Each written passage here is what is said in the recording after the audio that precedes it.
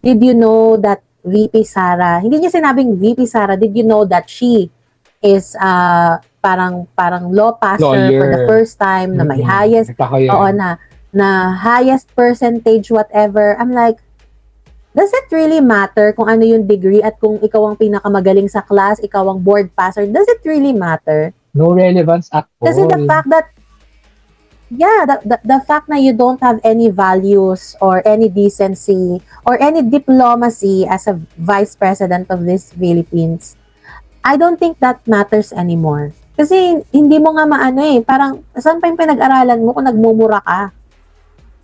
I mean, At normal saka- naman ang magmura, no? Pero dahil nasa posisyon ka, tapos mumura ka online, I mean, everyone can see that. Like, Iaabsuelto ko si VP Sara kung maipaupo nila sa witness stand si Mary Grace Tiatos.